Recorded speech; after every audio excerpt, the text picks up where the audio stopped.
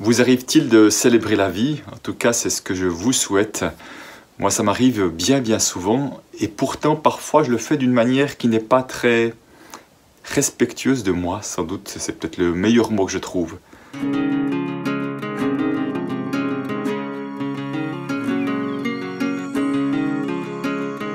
Avant de vous en dire plus, je suis Christian Junot, expert de la relation à l'argent en francophonie et auteur et co-auteur de 3 livres dans le best-seller Ce que l'argent dit de vous. Si vous désirez être informé de mes vidéos qui sortent tous les dimanches à 10 h, abonnez-vous sur la chaîne ici. Vous pouvez même cliquer sur la cloche également qui va se manifester au moment où vous abonnez pour recevoir une notification.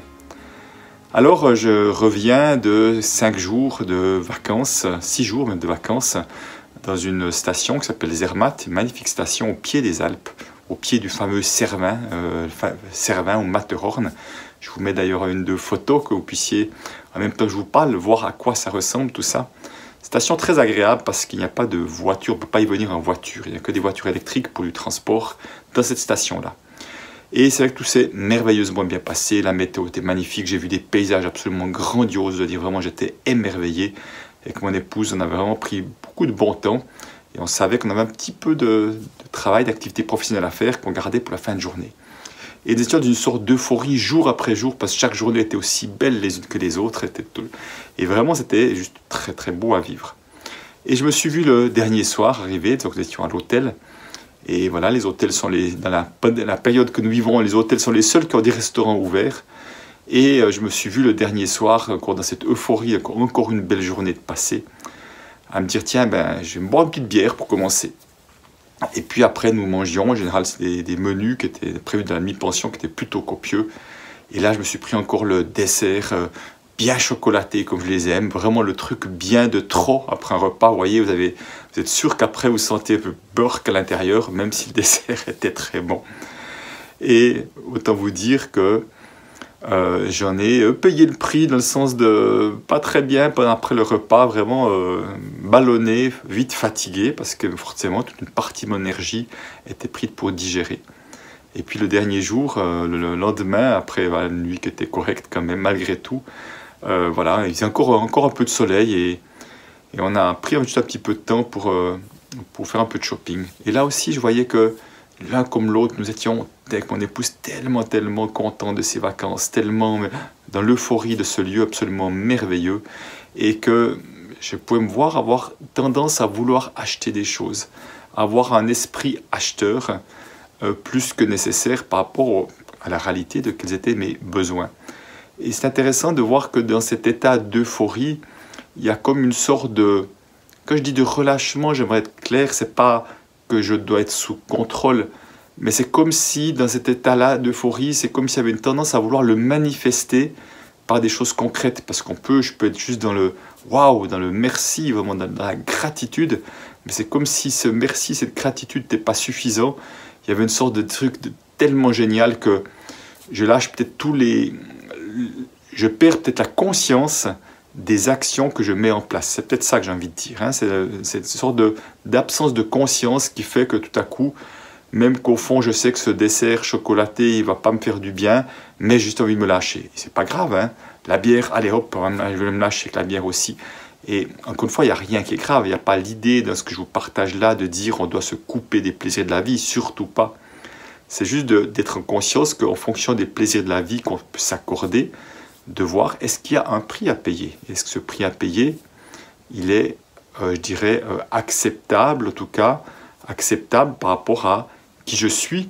Ça peut être autant par rapport à mon intégrité physique, à mon bien-être physique, au niveau de la santé, si je pense à mon estomac et tout ça, de ce que je vais boire et manger, et également en accord avec mes moyens financiers, si je parle en termes de consommation.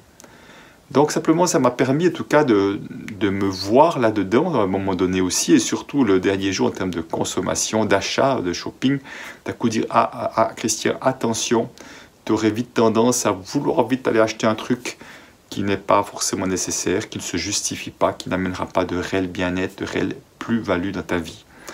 Donc voilà, peut-être de voir que ces actions que je vous décris là, selon mon expérience, on peut les vivre autant quand on n'est pas bien dans ses baskets qu'on a envie de chercher de la compensation à son mal-être, que dans une sorte d'euphorie, c'est comme si c'était un état émotionnel plus fort que la moyenne, et qu'il pouvait y avoir comme une sorte de perte peut-être d'une forme de conscience de ce qui est, je mets des guillemets sur le mot juste aussi. C'est intéressant de voir que dans ces deux extrêmes, on pourrait avoir la tendance à avoir les mêmes comportements.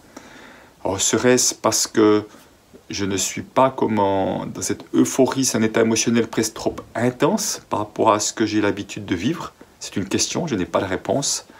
Ou serait-ce peut-être parce que je sais que j'ai déjà vécu ça, c'est que comme si tout de suite il fallait manifester pas quelque chose de concret pour ne pas l'oublier ou pour mettre des liens. Alors, je pense plus aux habits d'ailleurs, ce que je porte là, quelque chose que j'ai acheté là-bas. C'est comme si tout à coup je mettais un lien, ceci, je vais le mettre en lien avec ce moment inoubliable que j'ai vécu à Zermatt. Voilà, donc simplement c'est une simple prise de conscience que je vais vous partager. Il n'y a bien sûr aucune idée de faire la morale de ce qui est bien, de ce qui n'est pas bien, parce qu'au fond chacun choisit en son âme et conscience là où je vais céder à des formes de tentation ou pas. Et bien sûr que mon invitation, c'est pas de dire ne cédez jamais à aucune tentation, parce que là, si on doit être dans un contrôle permanent, me semble-t-il qu'on se coupe de la vie. Si on cède à toutes les tentations, il me semble aussi que parfois, c'est pas toujours adéquat. En tout cas, je peux parler de moi, ce qui me concerne, parce que mes tentations, elles ressemblent plus à des desserts pleins de crème qu'à des fruits, des salades de fruits, pour prendre cet exemple-là. Et voilà, donc simplement pour vous dire encore une fois, juste une question de conscience, me semble-t-il. Nous sommes venus là sur Terre pour expérimenter des choses, être dans un maximum de conscience de nos faits et gestes, et puis de voir comment, à travers ces expérimentations, on peut juste faire des choix, donc une fois le plus en conscience possible, et qui nous amène le plus de choix, le plus de joie, choix aussi peut-être de joie, de choix et de bien-être. Voilà, en tout cas, n'hésitez pas à laisser des commentaires si ça vous parle d'une manière ou d'une autre, que je puisse voir si ce message-là a une résonance chez vous. Je vous souhaite le meilleur. Allez, ciao!